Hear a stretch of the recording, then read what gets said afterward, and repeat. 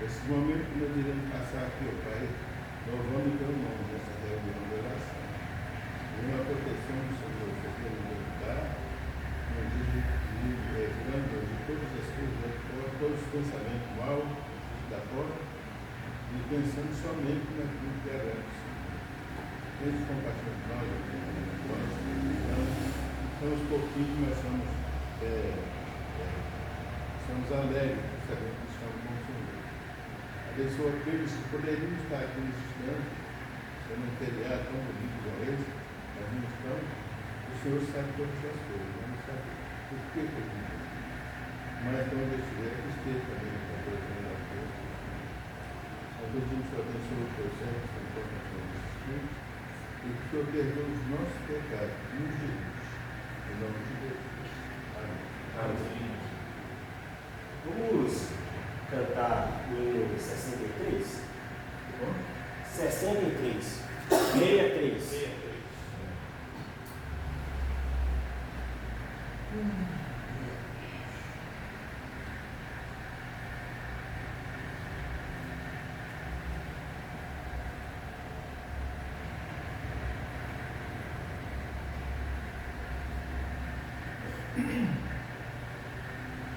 Se das vidas vagas nossa ação, se com desalento juras tudo vão, outras muitas bênçãos dizes de uma vez, e verás surpreso quanto Deus já fez. Quantas bênçãos dizes quanta ação, recebidas da divina mão, vem dizê-las todas de uma vez, e verás surpreso quanto Deus já fez. Tens acaso mágoas triste teu vida, é a cruz pesada que tem de levar. Quantas muitas bênçãos logo exultarás, e fortalecido tudo vencerás.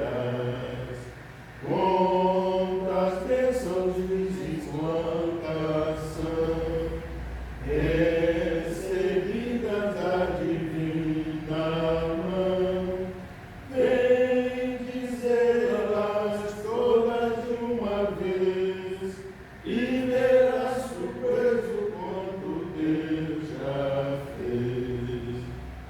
Quando vires outros com seu ouro e bens, lembras que tesouros prometidos tens. Nunca os bens da terra poderão comprar a mansão celeste em que vais habitar. Quantas bênçãos dizes quanta ação, recebidas da divina mão, vem dizê-las todas de uma vez, e verás surpreso quanto Deus já fez. Seja o teu combate logo ou breve aqui, não te desanimes, Deus será por ti. Seu divino auxílio minorando o mal, te dará consolo e galardão final.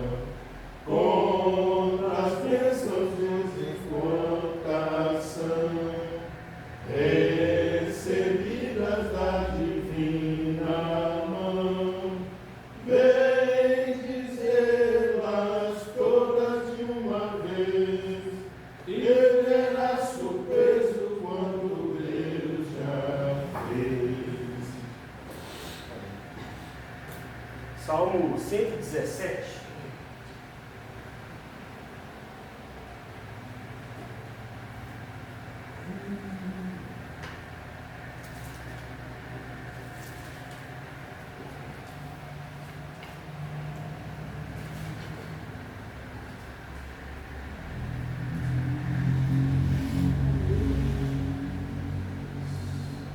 117, vai dizer assim: louvai ao Senhor, vós todos os gentios, louvai todos os povos, porque muito grande é a sua misericórdia para conosco, e a fidelidade do Senhor subsiste para sempre. Aleluia.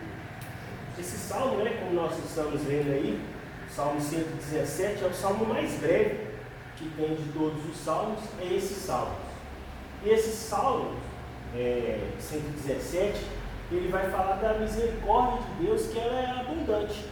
Por mais que esse salmo ele seja pequeno, mas ele traz muitas lições para a nossa vida. E esse salmo, o salmista, quando ele está falando aqui, ele está visualizando os gentios, e ele está convocando a todos se regozijarem na presença de Deus. Então, esse primeiro versículo, o versículo 1, ele está chamando todas as pessoas para um culto só, o mesmo culto. Todos irão reunir. E qual que é a finalidade do culto? A finalidade do culto não é para que nós venhamos receber alguma coisa, ou que nós venhamos pular, dançar, gritar, festejar, mas pelo contrário. A finalidade do culto é para que nós possamos adorar a este Deus, dar ações de graças a esse Deus. Essa é a finalidade do culto. Então, diferente de a gente vê isso muito no meio evangélico, as pessoas dizem: nossa, o culto hoje foi uma maravilha. Ou seja, o culto foi bom para ela. Por quê? Porque ela agradou a si mesma e muitas das vezes ela nem prestou um culto para Deus. Então, nós temos que ter esse entendimento. O salmista está chamando todo mundo com uma finalidade: a cultuar o Senhor. E qual o Senhor que vai ser cultuado aqui? O Deus verdadeiro. Por isso que o salmo aqui, ele está chamando para que as pessoas possam louvar ao Senhor. E totalmente diferente dos deuses dos pagãos, dos gentios, porque eram vários deuses que eram adorados, e cada deus tinha uma finalidade. Então há um incentivo para que os gentios eles possam louvar a Deus, o Deus de Israel, o Deus verdadeiro. E o primeiro versículo aí, como a gente vê, esse primeiro versículo é um chamado universal para que possa se cultuar a esse Deus. Então, aonde estará todos unidos, para louvar, e dedicar ao Senhor um culto racional. Todos irão experimentar esse favor, salvífico de Deus sobre a vida das pessoas. Uma lição que esse versículo 1 também traz é o seguinte: é que o salmista está mostrando que nós devemos louvar a Deus em todo o tempo, e independente da circunstância a qual nós estamos vivendo. Então, em todos os momentos devemos louvar a Deus, mesmo que as circunstâncias não sejam boas, favoráveis, nós estejamos tristes, abatidos, às vezes questionando, um questionamento interno, mas nós devemos estar louvando ao Senhor. Louvar a Deus é reconhecer quem esse Deus é. É um Deus poderoso, é um Deus santo, é um Deus justo, um Deus verdadeiro e um Deus criador. Por isso que esse salmista ele está mostrando que nós devemos louvar a Deus. E na criação, a criação o tempo inteiro ela está louvando ao Senhor. Através, o Deus de Israel plenamente é revelado através da sua criação, dos seus atos de criação. Então, as montanhas, os rios, o mar, a chuva, os trovões, os ventos, os animais, toda a criação está ressoando um louvor ao Senhor. E o interessante também, por que nós devemos louvar ao Senhor? Ao louvarmos ao Senhor, nós temos uma esperança de que algo Ele irá fazer a nosso favor. Nós cantamos esse hino 63, eu escolhi ele, por quê? Porque ele vai dizer várias coisas que Deus faz, e principalmente quando ele diz, quantas bênçãos, diz quantas são. Se formos analisarmos em todo o nosso período de caminhada cristã, nós vamos ver que Deus fez muitas coisas ao nosso favor. Às vezes coisas pequenininhas, mas essas coisas pequenininhas fazem uma grande diferença na vida do cristão. Então, por isso que nós temos que louvar a Deus. E é tão interessante que essa primeira parte do versículo, ela vai ser recitada lá em Romanos, capítulo 15, versículo 11, onde o Paulo está dizendo, né, que ele vai enfatizar a inclusão dos gentios por parte de Deus na obra de Jesus Cristo na cruz. Então, nós temos motivos para louvar a Deus. E aí ele vai convocar todos que possam estar louvando ao Senhor. E qual é o motivo dessa convocação de louvar a Deus? Nós devemos louvar a Deus porque nós possamos expressar dois motivos de louvor. Primeiro, no versículo 2, vai dizer que muito grande é a sua misericórdia e a fidelidade do Senhor subsiste para sempre. Então essas duas características que é de Deus, que é um Deus misericordioso, mas também é um Deus fiel. Diferente dos outros deuses, que eram deuses que cada deus tinha uma finalidade, para agricultura, para fertilização, havia um Deus para cada situação, mas só temporal, regional e simplesmente com uma atividade. Mas Deus faz muito mais do que isso. Ele é misericordioso, ele é fiel. Essas duas características desse Deus de Israel, na fidelidade de Deus, a misericórdia. E por que existe isso? Pois os nossos pecados merecem o inverso, merecem a infidelidade de Deus. Mas por Deus ser misericordioso, Ele é ao nosso favor e perdoa os nossos pecados. E aí nós vemos que nós prometemos muitas coisas, principalmente no finalzinho do ano, projetamos para o ano inteiro, fazemos promessas, dívidas, que nós iremos mudar e as coisas serão diferentes, mas muitas das vezes a nossa caminhada no mesmo ano é a mesma coisa do ano passado. Nós às vezes tentamos enganar a Deus com as nossas argumentações, justificações. Muitas das vezes as nossas atitudes às vezes não mudam. A gente às vezes tem um pecado que na caminhada cristã a gente veio com ele, mas até o dia de hoje a gente não largou. Então é 1 ano, 2 anos, 3 anos com o mesmo pecado.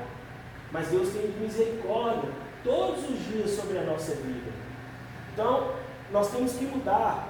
Uma outra coisa que vai expressar, os motivos de louvarmos a Deus é porque na nossa falta de fé nos causa temores que só podem ser removidos através da misericórdia de Deus.